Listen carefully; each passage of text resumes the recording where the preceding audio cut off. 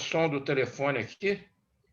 Salve, salve, rapaziada tricolor, companheiras e companheiros de luta e de glória. Essa é a TV Jovens Cronistas. Nós somos o Espaço Camisa 11, sempre aberto pela esquerda. Estamos voltando ao ar com um agradecimento especial aos que nos têm acompanhado aos sábados aqui na TV Jovens Cronistas, pelo nosso Instagram, pelo nosso Twitter, @Rádio Camisa 11. Voltamos hoje à pauta da política para fazer um balanço geral possível. Aos poucos, as análises vão se sucedendo, mas já dá para ter um panorama dos resultados das eleições municipais, do segundo turno das eleições municipais. Trouxemos para isso o nosso companheiro Sérgio Rosa, um detrator, segundo ele mesmo se qualifica, que, mais uma vez, gentilmente aceitou nosso convite para bater um papo com a gente e fazer essa análise. Sérgio, muito obrigado por estar aqui mais uma vez. Essas eleições parece que, tal como no boxe, foram decididas por pontos, porque quando tem nocaute, ninguém tem dúvida de quem venceu, quem ganhou. Eu estou vendo tanta discussão a respeito disso que parece que a decisão é por pontos. Minha impressão. Bem-vindo. Ajuda a gente a entender esse panorama todo aí. Bom, boa noite, Cezinha, Mariana, Marco. Tá bom o som? Não dá para tentar ajudar a entender. Eu prefiro trabalhar com o velho Chacrinha. Eu não vim para explicar, eu vim para confundir. Então, vamos fazer uma grande confusão e, na confusão, ver se sai alguma coisa. Aqui, hoje, essa página, esse ambiente aqui é meio tricolor. Hoje eu vi uma... Inteiramente. A gente só abre exceção para convidados muito especiais como você. Tá certo. Hoje eu ouvi uma piada muito legal. O cara liga para uma pizzaria e a pizzaria Flamengo. Alô, é da pizzaria Flamengo? É sim. Tem pizza argentina? Tem. Vocês entregam em casa? Aí a mulher lá da pizzaria brigou, desligou o telefone. Eu vi a resposta dela. Você viu, foi né? Assim, suave como a sua, não. Não, mas eu li uma coisa melhor ainda. É uma análise dizendo que o Ciro Gomes é o Rogério Ceni dos políticos, que só ganha em Fortaleza. Só ganha em Fortaleza. Isso aí é um problema. Mas é o seguinte, dentro do PT, fora do PT, existe assim uma vontade de aparecer e joga a culpa no Lula. Tudo que deu errado é por conta do Lula. E aí, olha só o que eu tenho aqui. Ó. Vimos isso Moncada, né, Marco? Lá em Cuba, a gente visitou o quartel de Moncada. A Revolução Cubana começou com aquela derrota e eles lutaram até tomar o poder. E no Brasil, eu não acreditava que veria um operário ser presidente da República. Foi uma coisa assim impensada. Em 1989, na disputa com o Collor, todos nós achávamos que quem ia para o segundo turno era o Brizola, não era o Lula. Isso. Lá no final entrou o Lula e não ganhou a eleição. E daí nós fomos seguindo, disputando, cada vez disputando, até que a eleição foi ganha. E antes dessa eleição ser ganha, tem um fato que eu acho interessante ser resgatado. Fernando Henrique foi eleito presidente da República e dizia que era ateu. Respeito às religiões e sou ateu. Hoje, é impossível um candidato falar que é ateu.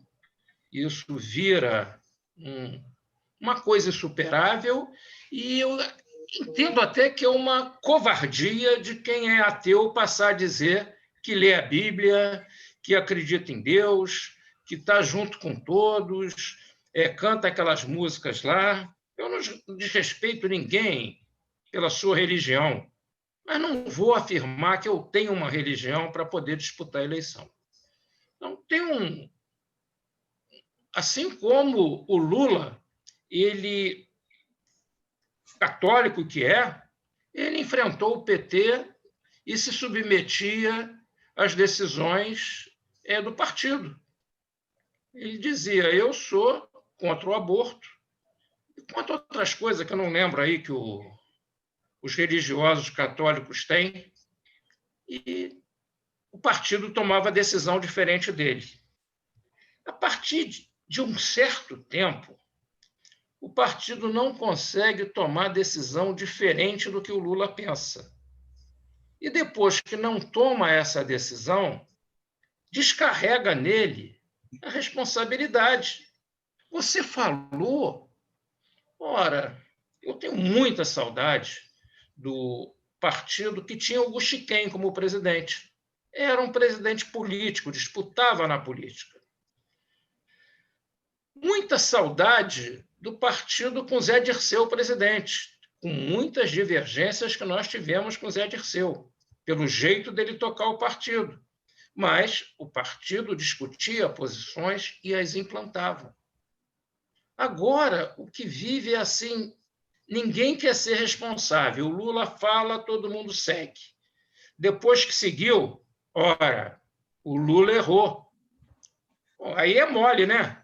Aquele oportunismo de certos técnicos de futebol, eu ganhei, nós empatamos, o Lula perdeu. Eu acho, então, que o principal... Eu não gosto de falar em balanço, não. Balanço são perdas e danos, tal, né? Sem perdas e danos, uma análise da eleição vai ser difícil, quase impossível, eleger novamente um trabalhador presidente da República. Aconteceu. E depois que aconteceu, a direita se organizou, derrubou num golpe, e depois de dado o golpe, gente, não volta atrás. Não existe assim. Eu até vejo, se o Lula fosse candidato em 2022, ele poderia ser eleito. Mas esse poder instituído aí não vai deixar o Lula ser candidato. É uma ilusão se trabalhar com a perspectiva de que o Lula vai ser candidato. Faz bem ao discurso, mas faz mal à política. Sérgio, Fala aí. você comentou a questão da religião, que hoje assumiu uma relevância no debate político, e acrescentou a questão do aborto, eu acrescentaria a descriminalização das drogas, as guardas municipais armadas, e, enfim, a gente pode chegar até a questão da pena de morte. Existem temas tabus, pelo que você está observando, e eu concordo. E agora você comenta a dificuldade que seria elegermos novamente Lula presidente. Você considera que houve um retrocesso civilizatório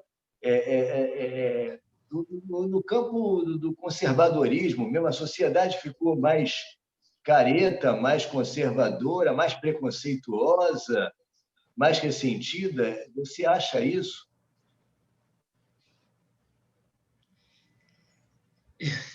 Eu acho pior. A sociedade não avançou, não deixou de ser conservadora. Ela conviveu durante um período com diretrizes diferentes daquele conservadorismo que está incrustado no brasileiro.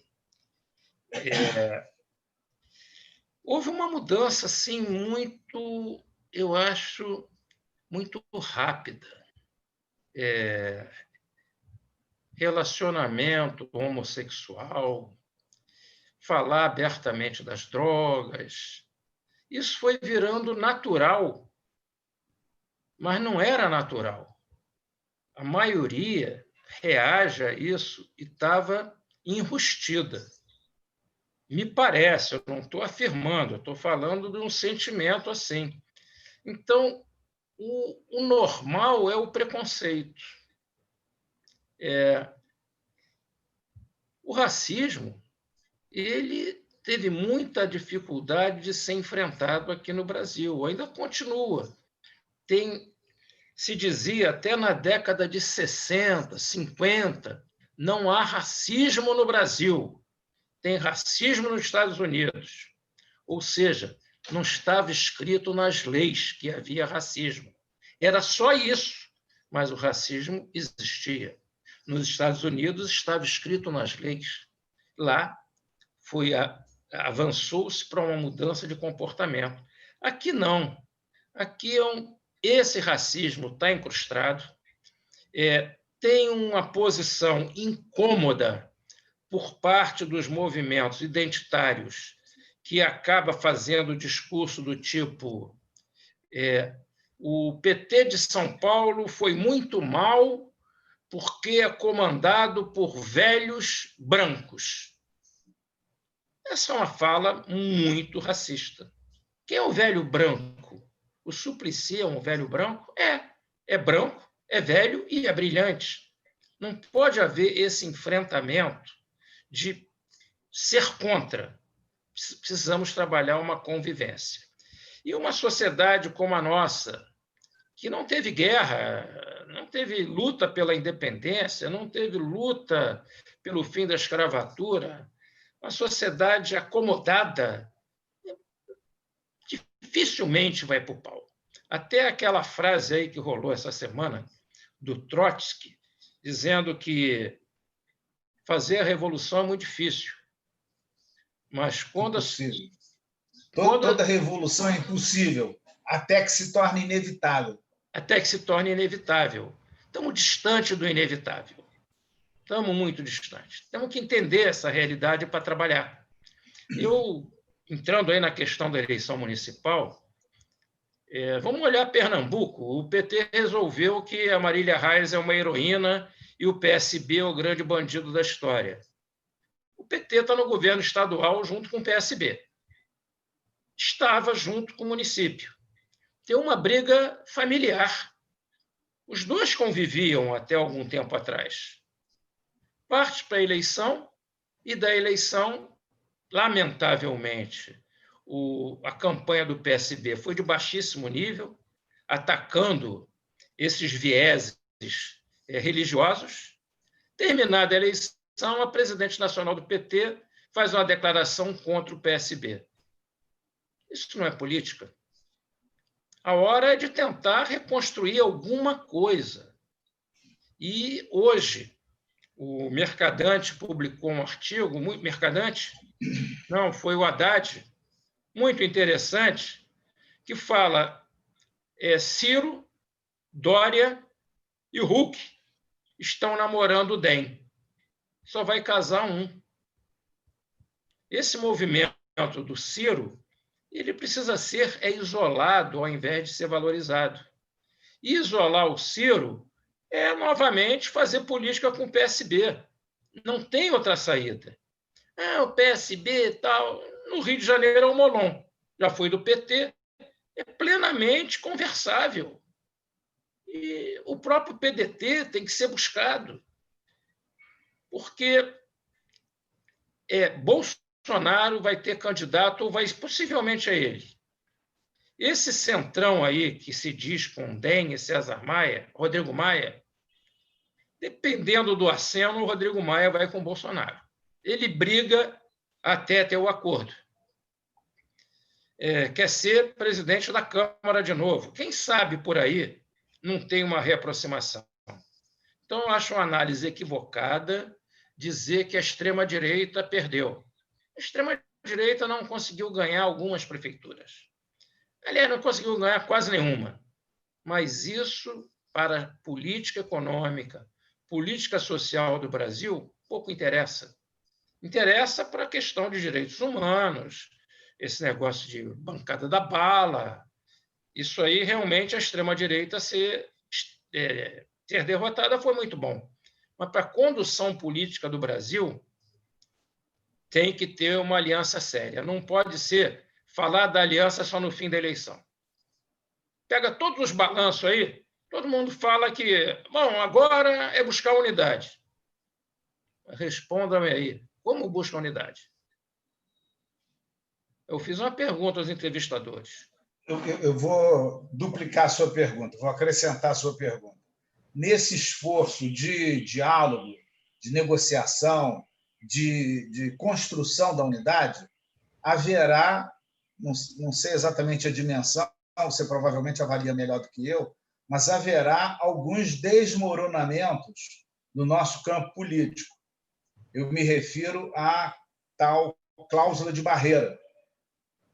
Alguns partidos do nosso campo certamente se inviabilizarão. Alguns têm um certo peso eleitoral, irregular pelo país, todos certamente têm um peso simbólico. Como é que você avalia isso, no bojo do que você está conversando? E, principalmente, existe aparentemente, da parte do PT, isso está na pauta? Buscar a aproximação com esses partidos que terão dificuldade com a cláusula de barreira? As declarações recentes do Flávio Dino têm a ver com essa questão? Solução institucional existe, que é criar federação de partidos. É como aquilo que a gente militou no tempo da esquerda, né, que era a dupla militância. Mesmo a federação, alguém vai ter que ceder lugar para alguém. E essa cessão de lugar, ela dificulta muito. Sem assim saudosismo, nós dizíamos, no tempo que viemos para o PT, viemos, quando eu vim com outros colegas, outros companheiros, Marco veio junto, viemos juntos, a gente criticava os mandatos parlamentares controlando o partido. Hoje é a coisa mais natural que tem. Cada parlamentar tem como principal meta ser reeleito ou ser eleito para um outro cargo. Então, essa lógica parlamentar tomou conta do PT, como toma conta dos partidos que chegam ao parlamento. Para juntar dois partidos, imagina essa lógica parlamentar como vai funcionar. Mas aí, no caso, Sérgio, tem um facilitador, que para alguns o junto acaba, né? O junto acaba. Ou mudam a legislação. Né? A tal da reeleição do Fernando Henrique Cardoso mudou assim. Atenção, vai abrir a urna. Não abre a urna já não, que a gente está mudando a regra. Aí mas foi uma grana que eu não sei se está disponível nesse caso. Gastou um dinheiro a mais para imprimir mais cédulas, tal, né? O problema da gráfica. Depende aí de como é que a banda toca. Tem essa tensão do presidente do Senado, um jovem super oportunista, que está sendo louvado agora. Não, ele tem que ser reconduzido. E o Rodrigo Maia, aborrecidíssimo, porque ainda não conseguiu vender todas as estatais, ou Estado mínimo, e esse cara disputando também ficar na Câmara. Esses acordos podem acontecer. Não descarto, não, hein? Mas... Você... Fala. Oi. Para essa análise que você está propondo quanto à construção da unidade, que é necessária, a meu juízo, a nosso juízo, imagino, é preciso que a gente avalie uma outra questão. A próxima eleição, em 2022, vai polarizar entre extrema-direita e esquerda, entre o conservadorismo do bolsonarismo e esquerda, porque existe um movimento de demonizar os extremos, né? e falar no caminho do meio, o centro, que não é mais chamado de centrão, agora é chamado de centro, como sendo a saída para fugir dos extremismos e das desvantagens dos extremismos. Você avalia de que forma? O que você acha? Você acha que essa construção vai ser exitosa de ter um caminho do meio, e que a gente sabe que não é caminho do meio, que é com Dória, que é com Huck, que é com Moro, etc., com Rodrigo Maia, ou vai polarizar esquerda e direita mais uma vez em 2022? O Estado de São Paulo vai reproduzir a manchete Uma Escolha Difícil.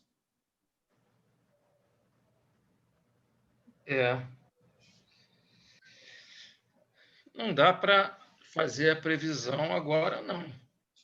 Tem um movimento que parece bom, que é do PCdoB, PSOL, buscando o PT, arredio. O PT precisa baixar um pouco essa bola e discutir com mais franqueza com seus aliados, tirando da pauta a cláusula de barreira. Não é cláusula de barreira, é disputar o poder. Disputar o poder, esses três precisam estar juntos. O Rodrigo Maia, junto com o PSDB, parece que vão compor uma chapa daquele jeitão que eles eram. Eram e perderam. Estão se recompondo. Em política, as pessoas falam com o maior descaramento quando termina uma eleição: esse político morreu. Não morreu nada. Não tem isso. A disputa continua. Daqui a pouco, o tal do DEM, que foi dito como morto há 8 anos atrás, está aí. Não existe cachorro morto em política, né? A gente sabe disso. Não existe cachorro morto em política. Não existe. E aí vem o bom gestor Eduardo Paes, que faz a campanha. Eu não vou fazer uma campanha partidária, eu não quero discutir eleições de 2022, eu quero ser o administrador dessa cidade. Acabou de ser eleito. Ô, Flávio, me ajuda aí a resolver os problemas aqui no Rio. Estou conversando aqui com o Flávio, que é nosso senador. Já liguei para o Bolsonaro. Está articulando e vem uma pessoa forte no DEM, com os votos que ele conseguiu no Rio, e não só os votos, a máquina que ele vai administrar. Então, com essa máquina, ele vai estar forte para o lado do DEM. Do lado do PSDB, por mais que se critique, o Dória está cacifado. É uma figura. Então, me parece que daí vem a discussão de um acordo sem descartar a família dos netos lá, a ACM, da Bahia, que também é forte. Então, eles são fortes ali pela Bahia, forte aqui na região sudeste. Tem uma figura estranhíssima que eu não conhecia, vi a entrevista no Roda Viva, fiquei assustadíssimo, que é o prefeito de Belo Horizonte. Ex-presidente do Atlético Mineiro. Ex-presidente do Atlético. O cara tem aquela fala do, como dizia em Vila Isabel, em janeiro, no dia 17 de janeiro, que é 171, tinha a disputa do prêmio 171. Aquele cara em Vila Isabel ganhava o prêmio 171. Ele consegue fazer o discurso pelos direitos humanos, defende o neoliberalismo. É uma figura forte. Ele foi eleito no primeiro turno. Reeleito no primeiro turno. E enquadrou, ele tem no currículo dele o feito de ter enquadrado o Ronaldinho Gaúcho. Ronaldinho Gaúcho, enquanto esteve no Atlético Mineiro, não deu um problema. Então, essa força aí que passa por Minas, Rio de Janeiro, Bahia e São Paulo, essa força não é de brincadeira, não. Vem para disputar a presidência. A extrema-direita, através do Bolsonaro, vai procurar algum caminho que eu não sei qual é. Pela esquerda, a gente já conversou aqui um pouco. Espero que o PSB olhe para a sua história e venha para uma frente para esse lado. E, para mim, a medida é isolar o Ciro Gomes. Ele não vai conseguir ser o candidato da direita. Não estou falando da extrema-direita, não. Entre Rodrigo Maia, entre Dória, esse cara lá de Minas, eles vão escolher o Ciro para quê? Não precisa. Você falou do Calil, Sérgio. O Calil é do PSD, não é isso? É. PSD. Que o Kassab definiu muito claramente quando estava construindo o PSD. Ele explicou o que era o PSD. Não é de direita, não é de esquerda, nem é de centro. Disse tudo. Disse tudo. É exatamente o discurso, a retórica que você transmitiu aí do Calil. É um negócio. Ou a gente começa a trabalhar desde já, não só no discurso, começar a ter ações. Por exemplo, aqui no município do Rio, fazer o bloco de esquerda na Câmara Municipal na hora. Não tergiversar. O PSOL tem mais vereador, o PSOL vai ser a liderança. Entra o PT junto. Agora, se começar a discutir, não, o PT é o maior partido de esquerda, então nós temos que ter a liderança do bloco, não vai sair bloco.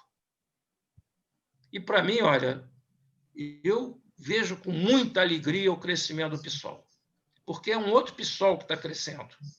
Não é o PSOL que negava a política, é o PSOL que afirmou a política. Esse é o PSOL que cresceu. E tem uma contradição que a gente precisa estudar, eu não sou especialista nisso, a Renata teve pouquíssimos votos e a bancada cresceu. Muito. A Benedita teve muitos votos e a bancada cresceu muito pouquinho. Em São Paulo, o Tato foi muito mal e a bancada cresceu. Então, teve um descolamento do voto do majoritário para os vereadores, o que é um indicador interessante que apresenta a politização do voto. O sujeito não está votando porque tem que eleger tal, ele está escolhendo seus candidatos. Lamento aqui no Rio não ter tido aliança com o PDT, viu? Foi um erro do PDT brutal e erro não, encaminhamento político errado. Pois é, eu ia te perguntar isso. É erro ou a eleição estava a serviço de outro projeto? Lamentavelmente, cara, eu tive uma convivência em 98 ou 2002, foi em 98, com Carlos Lupe, sensacional. Era o Brizola vice e o Lula presidente, a chapa. Foi em 98, né? Uhum. Ele foi positivíssimo, costurando as alianças, tal. Deixou uma imagem muito boa. Hoje ele é um dos caras que mais travam a ida do PDT para a esquerda. Fica com esse projeto do Ciro. Eu não sei se ele quer ser ministro do trabalho aí, do governo que venha a ser eleito, mas não será. Eu aposto que vocês quiserem. Esse centro-esquerda desenhado pelo Ciro não vai acontecer, e se acontecer, não vai ser eleito. Sérgio, voltando um pouco para as eleições municipais, dos resultados das eleições municipais, o segmento religioso esteve representado, não exclusivamente porque eles estrategicamente se distribuem, mas em grande parte pelos republicanos, que aparentemente teve um bom desempenho eleitoral. Já que não houve perdedor nem vencedor, mas entre aqueles que avançaram, que se beneficiaram da eleição municipal, eu acho que a gente pode listar os republicanos. O que você acha? E que espaço esse partido tende a ocupar? Se continuar essa vacilação de que todo mundo tem que ser adepto da Bíblia, a tendência é esse partido crescer, porque ele é o partido da Bíblia, os que são contra são o diabo. Essa questão religiosa precisa ser enfrentada, vamos parar com frescura. Temos que disputar um Estado laico. Não podemos nos subordinar a isso aí. Isso vai prejudicar muito a sociedade. Não tem que ler a Bíblia. Então, eu estou num grupo de trabalho aí agora, com colegas aqui do PT, estudando o resultado das eleições, perspectiva, vai ter pesquisa.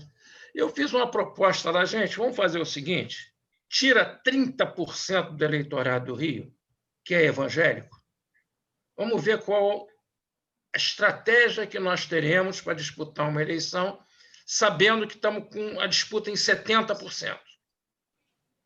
Porque fazer o discurso falso, a gente perde o nosso e não ganha o outro. Acha que, não, eu leio a Bíblia assim, mas o outro que já disse que você não lê, já levou. Você fica como um mentiroso, inclusive. É o que está escrito no versículo 27 do Salmo 12. Aí você não sabe, pronto. Tem que enfrentar esse negócio da religiosidade. O Genuíno hoje distribuiu aí um texto dele que ele fala que a esquerda tem que mostrar os dentes. E nessa questão do Estado laico, tem que mostrar os dentes. Não dá para nós ficarmos nos subordinando a isso. E o republicano está nessa linha. A outra coisa que a esquerda precisa aprender, e não é fácil aprender, não, hein? É usar a tecnologia. Não adianta passar 3 anos fazendo o discurso que eles atacam com fake news e mostram os detalhes dos ataques. Tem um curso da Fundação Perseu Abramo, à distância, sobre comunicação e utilizando a informática, mostra todos os males. Mas, gente, a gente precisa saber como usar a tecnologia para nos defender. Não é só saber qual o mal que os outros fazem. Dessa vez não teve a mamadeira de piroca, mas teve o ataque da Bíblia em cima da hora. Se eu já tivesse dito que eu não estou pendurado na Bíblia, o ataque da Bíblia não me atingiria. Outra coisa, se eu tenho um instrumento tecnológico que consiga responder automaticamente, não é fazendo a pesquisa um por um, aos ataques, eu crio uma guerra cibernética. Para fazer essa guerra cibernética, eu aventuro a dizer que não precisa de muito dinheiro, não. Precisa de muita dedicação, muita inteligência e utilizar, porque é responder. Não é fazer um projeto que eu vou convencer outras mentes. É ter... quando a guerra eletrônica começou, ali na Segunda Guerra Mundial, no final da Segunda Guerra Mundial, os militares criaram as contramedidas eletrônicas. Vamos voltar lá no final da Segunda Guerra Mundial. Precisamos criar as contramedidas aos ataques. Não simplesmente fazer palestra dizendo que eles fazem assim. Ô, Sérgio, voltando aqui ao Rio, o Crivella, na sua campanha, ele radicalizou o discurso da Bíblia. Radicalizou o discurso da Bíblia.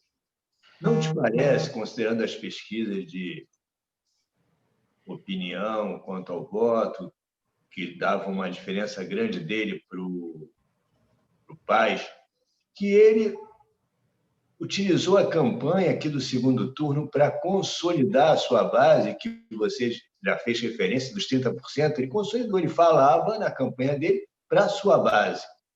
Te pareceu assim? Parece que sim. Desde que ele afundou, ficou ali com 10%, 12%, ele se reposicionou, e eu não vou afirmar, mas me parece isso. que a partir dali ele cresceu apontando para a base dele. Não vou ganhar a eleição, mas vou consolidar minha base. Quem reza está comigo. Me parece que não foi só ele que fez isso, não. Eu acho que a vitória do Paz ficou tão certa que os outros candidatos passaram a se questionar: o que eu estou fazendo aqui?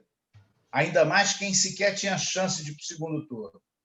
E aí começaram a usar a campanha como instrumento de outro projeto.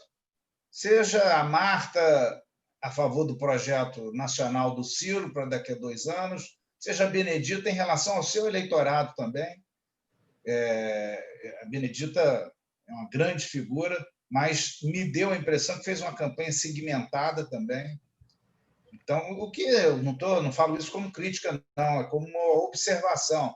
E, aliás, sem convicção, uma impressão que me ficou, que ao se dar conta de que a derrota era tão certa para todos, e o Eduardo Paes ia levar, passaram a redirecionar o esforço de campanha para algum resultado palpável, mensurável, que tivesse utilidade no futuro. Eu concordo com você. A campanha da Benedita, ela focou no identitária negra e comunidade. E disputou esse voto e foi bem nessa disputa. Mas só isso. A discrepância de como estava o Paes e como estavam os outros plotou isso aí. Cada um foi fazer lá a sua... organizar a sua base. Quem mais perdeu nisso aí foi a Marta Rocha, que já não tinha base nenhuma e ficou como nada. Assim como ela entrou, ela saiu. Foi ruim para ela, não foi bom, não. E para o PDT também, mesmo com aquela votação expressiva, não deixou um recado. A Benedita deixou o recado. Eu sou negra, defendo os pobres e as comunidades. O Crivella deixou o recado. Quem está tomando banho no Rio Jordão, rezando comigo e vai para o céu, está aqui comigo. O próprio Luiz Lima lá focou dele, evangélico de direita fica aqui comigo porque nós vamos, em 2022, formar esse grupo aí da extrema-direita para disputar o poder. Ficou por aí o processo eleitoral aqui no Rio. Satisfação é ver a bancada do PT crescer e a do PSOL também. Isso fez bem. Tá certo, Sérgio. Eu te agradeço muito a tua presença. Confesso que saio dessa conversa mais confuso e pessimista do que antes dela, mas isso provavelmente é o chamado choque de realidade, né? Claro que a gente interrompe o programa, mas nossas conversas permanecerão como sempre e mais para frente seria legal a gente agendar de novo para ver a quantas anda a tua compreensão, o teu raciocínio, para a gente seguir sempre batendo papo. Está cedo ainda também para fazer essas conclusões todas, né? Como é que é? As coisas estão no mundo, só que eu preciso aprender. Então, vamos aprender isso aí. Tem uma brincadeira que se diz, né? Quando a coisa está muito enrolada, fala assim, o negócio está tão enrolado que quem disser que está entendendo, porque não está entendendo nada. Eu acho que a situação é essa. É por aí, né? Melhor assim do que se a gente já tivesse a autópsia, né, marcada, né? Não tem autópsia marcada, na minha opinião. Tem um terreno aí para tocar em frente. Tem espaço. Sem a ilusão de ter Lula presidente, que eu gostaria demais. Esse seria eleito. Mas os Celsos de Melos, com os Barrosos, com os Rodrigos Maias, com tudo que tem por aí, Facquins, esses caras não vão deixar. É outro jogo, o jogo está proibido. Não sei se vocês concordam, mas espero que vocês me convençam do diferente. Eu concordo contigo, Sérgio. Quem está conseguindo fazer avaliação de conjuntura está, no mínimo, mal informado. O momento é por demais complexo. Até essas avaliações das eleições, como você reafirmou aí, é de uma complexidade, né? Porque não dá para você fazer quantas prefeituras ganhou, quantas prefeituras perdeu, capital e por número de habitantes. O que disputou no segundo turno? O que estava disputando aí no segundo turno? E os votos que perderam o segundo turno? O que representava aqueles votos? O que representou 40% dos votos em São Paulo para o Boulos no segundo turno? Crescimento do PSOL exclusivamente? Acho que não. Acho que a gente tem que pensar. E aqui, esses votos do Boulos foram votos no Boulos. Foram não votos no Gilmar. Foram não votos no Orlando Silva. Não significa que esses votos sejam os votos do PSOL. Vide a bancada que o PT elegeu. Então, acho que foi Marco Porto que fez uma brincadeira outro dia, ou passou lá uma mensagem. Essas estatísticas de jogo de futebol, o time ficou mais tempo com a bola no alto, o time que 15 anos não faz gol de cabeça, essas estatísticas não servem para porra nenhuma. Tem que ver o conteúdo. Por exemplo, o PT ganha em Vitória, não ganhou porque a extrema-direita lá não é brincadeira. Chegar onde chegou em Vitória é uma coisa muito expressiva. Ganhar a eleição em Belém, ganhou o Jader Barbalho e o PSDB entraram firme na campanha do Edmilson no segundo turno. Porque não é que apoia o Edmilson, estavam negando o outro candidato na disputa dos espaços que eles têm. Então, tem que fazer essas coisas todas, não dá para fazer balanço de voto, não. Quantos companheiros, votos? Tempo regulamentar esgotado. Até tá certo. Eu sempre sou caçado na hora de fazer o gol de bicicleta, de córner, aos 47 minutos. Um abração, gente. Sérgio, Cezinha, Mariana. Um abração. Saudações tricolores. Tchau. Abraço, Sérgio, Mariana.